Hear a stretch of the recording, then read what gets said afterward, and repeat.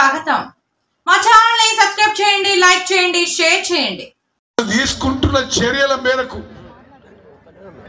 రైతాంగానికి వ్యవసాయంలో దేశంలో రైతులకి ఆదాయం రెట్టింపు అవుతుందని, డబ్లింగ్ ఆఫ్ ఫార్మర్స్ ఇన్కమ్ జరుగుతుందని, 2015-16 రైతుల ఆదాయం ఏముందో అది రెట్టింపు అవుతుందని చెప్పి నరేంద్ర మోదీ బీజేపీ పార్లమెంట్ లో బయట అనేక మార్లు హామీ ఇచ్చిండు. ఇప్పుడు దాని గురించి మాట్లాడతలేరు. రెట్టింపు కాకపోగా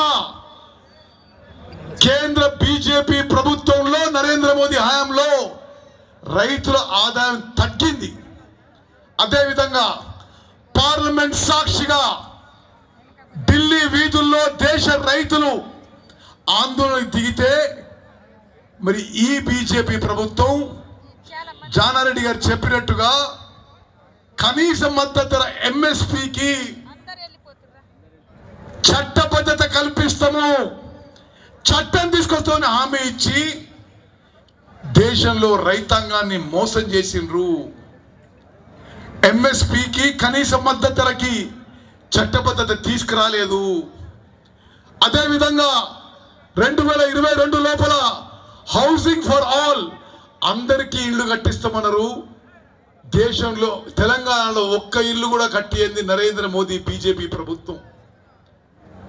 దేశంలో 2 కోట్ల ఉద్యోగాలు ప్రతి సంవత్సరం 2 కోట్ల ఉద్యోగాలు వాళ్ళు సృష్టిస్తామన్నారు.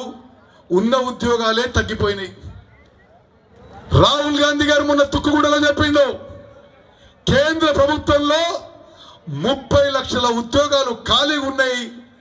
రాబోయేది కాంగ్రెస్ పార్టీ నాయకత్వంలో ఇండియా కూటమి అధికారంలోకి రాగానే 30 లక్షల ఉద్యోగాలు భర్తీ చేస్తామని చెప్పి హామీ ఇవ్వడం జరిగింది.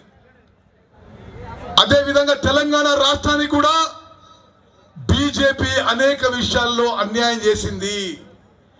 కాజీపేటలో రైల్వే కోచ్ ఫ్యాక్టరీ ఇవ్వలే, బయ్యారంలో స్టీల్ ఫ్యాక్టరీ రాలే, ములుగులో కేంద్ర ట్రైబల్ యూనివర్సిటీ రాలే, బీబీ నగర్ లో all India institute of medical sciences పూర్తి కాలే.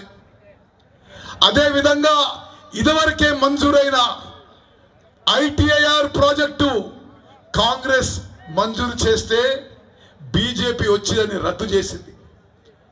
తెలంగాణ రాష్ట్రంలో బీజేపీకి ఓట్లడే అర్హత లేదు అని చెప్పి నేను మనం చేస్తున్నాను.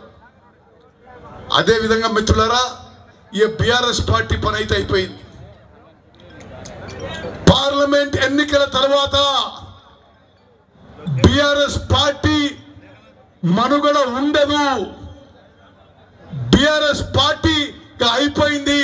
మార్చబోతున్న ఈ పార్లమెంట్ ఎన్నికలు 75 ఏళ్ల స్వాతంత్రంలో ఎన్నడూ కూడా మన పార్లమెంటరీ డెమోక్రసీ వ్యవస్థ, మన ప్రజాస్వామ్య వ్యవస్థ ఈ రోజంతా ప్రమాదంలో పడలేదు. బీజేపీ వల్ల, నరేంద్ర మోదీ వల్ల పార్లమెంటరీ డెమోక్రసీ వ్యవస్థ కుప్పకూలిపోయే పరిస్థితి ఏర్పడ్డది. నేను పార్లమెంట్ సభ్యులు చెప్తున్నా, పార్లమెంట్లకి అసెంబ్లీలకి విలువ లేకుండా చేసిండ్రు. మీడియా మొత్తం కూడా వాళ్ళ ఒత్తిడికి తలొక్కి ప్రభుత్వ వైఖరి సమర్థిస్తూ ప్రతిపక్షాలని వ్యతిరేకంగా మీడియా కూడా ఉంటుంది. జ్యుడిషియరీ వ్యవస్థ మీద కూడా ఇప్పుడున్న కేంద్రంలో ప్రభుత్వం ఒత్తిడి తీసుకొస్తున్నది. ఎగ్జిక్యూటివ్ కూడా పూర్తిగా వాళ్ళ చెప్పు చేతుల్లో ఉంటుంది. భారతదేశంలో ప్రజాస్వామ్యం ప్రమాదంలో ఉంది. భారతదేశంలో ప్రజాస్వామ్యం కాపాడటానికి, రాజ్యాంగం కాపాడటానికి కాంగ్రెస్ పార్టీకి, కాంగ్రెస్ కూటమికి గెలుపు మరి చేయాలని, ఓట్లు వేయించాలని చెప్పి మీ అందరికీ అభ్యర్థిస్తున్నాను. నాకున్న అవగాహన మేరకు ఇప్పుడు జరుగుతున్న పార్లమెంట్ ఎన్నికల్లో ఇండియా కూటమి గెలవబోతుంది. రాహుల్ గాంధీ గారు ప్రధానమంత్రి కాబోతున్నారు. ఇదొక చారిత్రాత్మక అవసరం, దేశం కోసం అవసరం. లేకపోతే నరేంద్ర మోదీ మళ్ళోసారి ప్రధానమంత్రి అయితే ఈ 75 ఏళ్ల నుంచి మనకేదైతే పూర్తి స్వేచ్ఛతో, స్వాతంత్రంతో ప్రజాస్వామ్యం ఉన్నదో ఆ ప్రజాస్వామ్యం భారతదేశంలో మిగలదని చెప్పి నేను మనవి చేస్తున్నాను. బీజేపీ నరేంద్ర మోదీ ప్రభుత్వం తీరు చూస్తే నేను పార్లమెంట్ సభ్యుని చెప్తున్నా మీకు, పార్లమెంట్ సాక్షిగా నరేంద్ర మోదీ అనేక మార్లు ప్రకటించిండు. 2015లో, 2016లో, 2017లో, 2018లో చేస్తాడు. రెట్టింపు చేయకపోగా కేంద్ర ప్రభుత్వ చర్యల వల్ల రైతుల ఆదాయం తగ్గిపోయింది. ఎంఎస్పీకి కనీస మద్దతు ధరకి చట్ట పద్ధతి ఇస్తా, లీగల్ శాంక్షన్ ఇస్తా, చట్టం చేస్తా అని హామీ ఇచ్చిన బీజేపీ రైతాంగాన్ని మోసం చేసిందనే విషయాన్ని మనం చేస్తున్నా. అదే విధంగా హౌసింగ్ ఫర్ ఆల్ అనే ప్రోగ్రాం పెట్టిండ్రు. అంటే అందరికీ ఇల్లు కట్టిస్తామని. తెలంగాణ రాష్ట్రంలో కేంద్ర బీజేపీ ప్రభుత్వం ఒక్క ఇల్లు కూడా కట్టియలే. హైదరాబాద్ రంగారెడ్డిలో అంతకుముందున్న కాంగ్రెస్ ప్రభుత్వం information technology investment region ITR project మంజూరు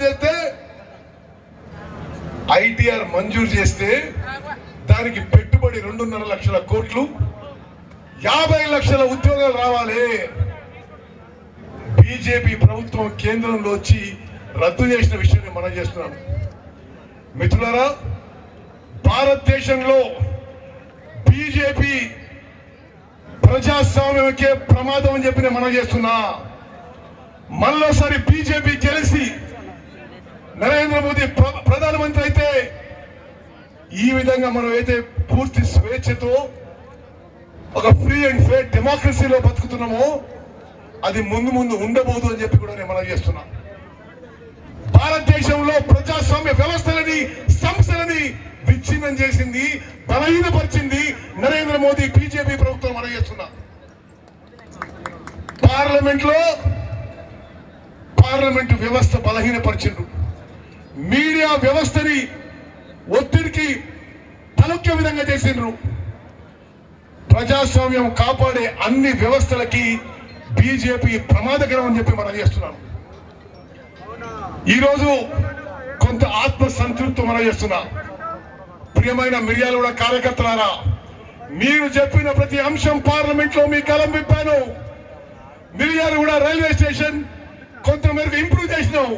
మిర్యాలగూడలో వందే భారత్ ట్రైన్ మీ కోరిక మేరకు ఇక్కడ ఆపించిన అని చెప్పి కూడా నేను మనం చేస్తున్నా. చాలా రైళ్లు ఇక్కడ వచ్చిపోయే రైళ్ళని అంతకుముందు మిర్యాలగూడ స్టాప్ లేకుంటే మీతోని, మీ స్థానిక నాయకులతో రిప్రజెంట్ చేసి మిర్యాలగూడ రైల్వేలో మార్పులు తీసుకొచ్చినాం.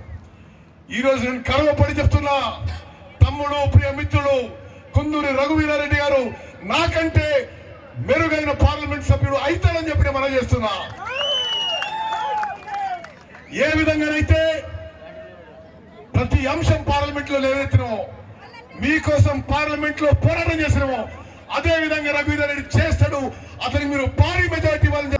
మా ఛానల్ ని సబ్స్క్రైబ్ చేయండి, లైక్ చేయండి, షేర్ చేయండి.